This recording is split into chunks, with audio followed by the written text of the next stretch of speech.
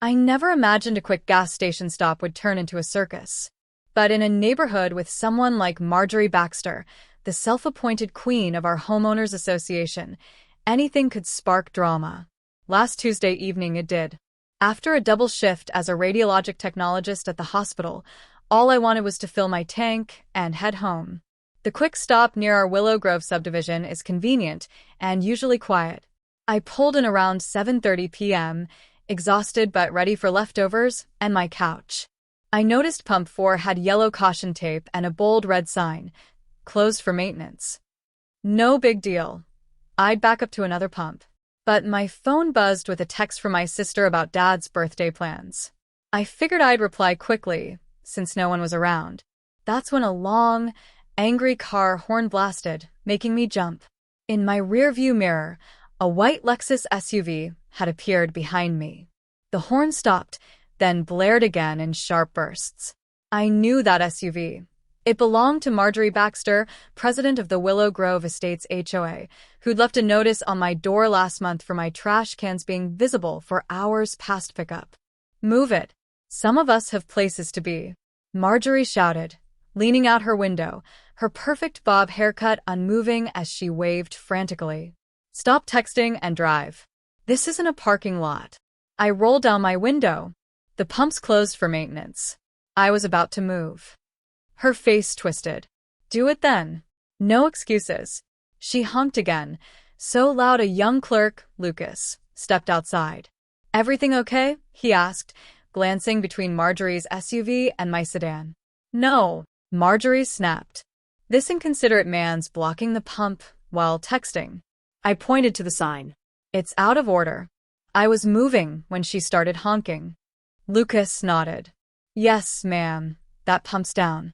If you back up, he can move, and you can use pump 3. Marjorie wasn't listening. "I don't believe it. That pump worked yesterday." "He's lying to be rude." Lucas tried. "Ma'am, a technician's coming tomorrow." Marjorie's eyes narrowed at his name tag. "What's your name, Lucas?" "I'm the Willow Grove Estates HOA president, and I know a scam. I want your manager." Another car pulled behind Marjorie, driven by an elderly woman, confused by the standoff.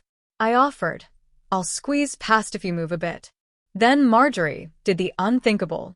She parked, jumped out, and marched to my window, banging it with her diamond ring. "Listen," she hissed, "I know you, Maple Drive.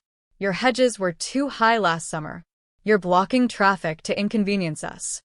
I stared, stunned. "There's a closed sign right there." Marjorie stomped to the pump, ripped off the sign, crumpled it, and tossed it down. "There. Not closed anymore," she smirked. The manager, Mr. Ellis, appeared, as did the elderly woman, who'd moved to another lane. 2 more cars waited, drivers watching. "What's the problem?" Ellis asked, eyeing the crumpled sign. Marjorie ranted, "This man's blocking the pump, lying about it being closed. There's no sign." Ellis raised an eyebrow. "Ma'am, did you remove our sign?" "What sign?" "There was none," Marjorie insisted. "I'm a paying customer and demand service. I'll report this station to the Better Business Bureau and tell Willow Grove to avoid it." Ellis stayed calm. "You're on private property. That pump's closed. See the tape? You damaged our property and blocked customers. Move your vehicle and leave." Marjorie's face turned purple. "I won't. This is discrimination. I pay taxes and run the HOA. Do you know who I am?" "I'm calling the police," Ellis said, dialing. "Good," Marjorie shouted. "I'll tell them how you, your staff, and this rude man treated me." For 15 minutes, Marjorie paced, threatening Ellis with lawsuits and me with HOA violations. More cars arrived, some leaving. When police arrived, lights flashing, Marjorie rushed them, pointing at me, Ellis, and Lucas. I explained to Officer Clara. The pump's closed. I was moving when she blocked me, honked, and tore off the sign. Clara nodded, asking me to stay put.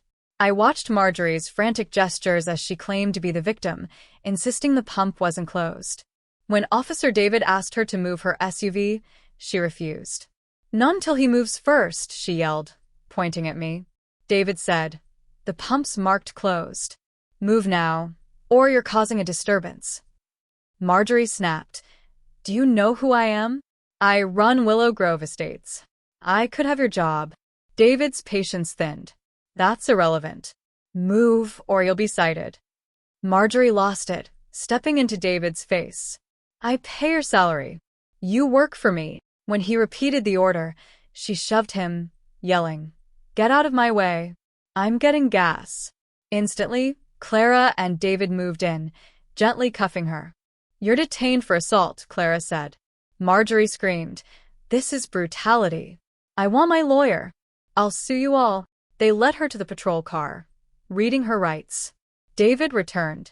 You're free to go, sir. Sorry for the trouble. Can you give a statement tomorrow?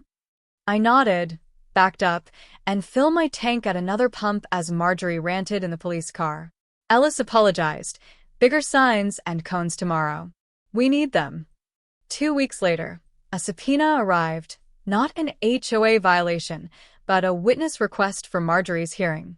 She faced charges: disorderly conduct, trespassing after refusal to leave, and resisting police. The quick stops footage showed her ripping the sign and shoving David. At the hearing, Marjorie, in plain clothes, not her usual designer gear, looked shocked as the judge sentenced her to 40 hours of community service, a $500 fine, and a 1-year ban from the quick stop. Her outrage was clear. She couldn't believe consequences applied to her. The next week, an emergency Willow Grove Estates HOA meeting removed her as president by near-unanimous vote. Her years of petty tyranny, capped by the gas station fiasco, were the final straw. The new president, Mr. Henry, emailed a promise for a respectful community. Willow Grove relaxed, neighbors smiled, and my gas trips stayed drama-free. All because Marjorie ignored a simple sign.